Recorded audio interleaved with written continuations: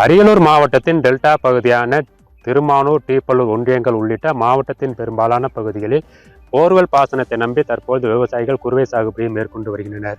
அரியலூர் மாவட்டத்தில் சுமார் 10,000 ஏக்கர் பரப்பளவில் இந்த குறுவை சாகுபடியானது மேற்கொள்ளப்பட்டுள்ளது. மேலும் மேட்டூரில் தண்ணீர் திறந்து விடாத காரணத்தின் காரணமாக இந்த குறுவை சாகுபடியானது போர்வெல் பாசனத்தை மட்டுமே நீராதாரமாக கொண்டுள்ளது.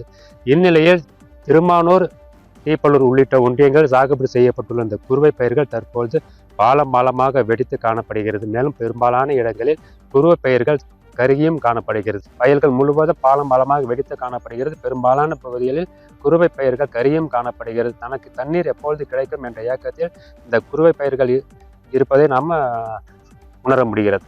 வழக்கமாக இத்தனை தண்ணி வந்திருக்கோம். 2ஆம் தேதி திறந்து விட்டுருப்பாங்க. இந்த முறை திறந்து விடல. நாங்கள் அதை நம்பி தான் நாங்கள் செஞ்சோம். ஆழ்குணையை நம்பி செஞ்சோம். இப்போ சுத்தமாக பவரே வர்றதில்லை. ஒரு நாளைக்கு 20 முறை கரண்ட் போகுது. நாங்கள் அரசாங்கத்துக்கிட்ட சொல்லிக்கிட்டு தான் இருக்கோம். கேட்டால் மந்திரி என்ன சொல்கிறாங்க, விவசாயிகள் எங்கேயும் போராடல, எதுவும் இல்லை அப்படின்னு சொல்கிறாங்க. ஐயா எங்க பாருங்கய்யா, எங்க பாருங்கய்யா, நகர்வு செஞ்சதெல்லாம் எப்படி இருக்குன்னு பாருங்க. அரசாங்கத்துக்கு தெரியுதா, கண்ணு தெரியுதா இல்லையா அப்படின்னு தெரியல. முதல்ல அங்க பார்த்தா அமைச்சர் விவசாயிக்கு எதுவுமே அவலங்கிறாங்க. பாருங்க எல்லாம் பாருங்க, ஏன் வயக்கான எல்லாம் ஏக்கருக்கு 40,000 ரூபாய் செலவு பண்ணியிருக்கோம். இன்னும் ஒரு பைசாவுக்கு கூட வராது. எல்லாம் மாடு விட்டு நயா ஆயிக்கணும்.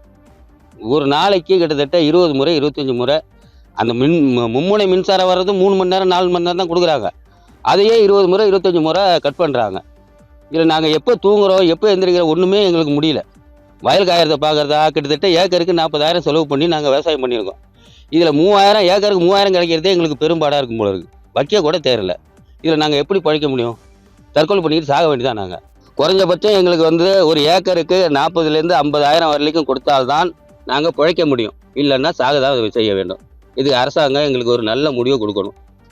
எனவே அரசின் அலட்சியத்தால் பாதிக்கப்பட்டுள்ள குறுவை சாகுபடி விவசாயிகளுக்கு உரிய நிவாரணம் வழங்க வேண்டும் என அவங்க வலியுறுத்திருக்காங்க. ஏக்கர் ஒன்றிற்கு 50,000 ரூபாய் இழப்பீடு வழங்கினால்தான் மேற்கொண்டு நாங்கள் விவசாயத்தை மேற்கொள்ள முடியும் எனவும், வரும் காலங்களில் மும்முனை மின்சாரம் தடையின்றி கிடைக்க மாவட்ட நிர்வாகம் உரிய நடவடிக்கை எடுக்க வேண்டும் மற்றும் மாவட்ட நிர்வாகம் மற்றும் மாவட்ட வேளாண் துறை உரிய அளவீடு செய்து விரைவில் இந்த பாதிக்கப்பட்ட விவசாயிகளுக்கு இழப்பீடு தொகையை வழங்க வேண்டும் எனவும் இந்த விவசாயிகள் தற்பொழுது கோரிக்கை விடுத்துள்ளனர்.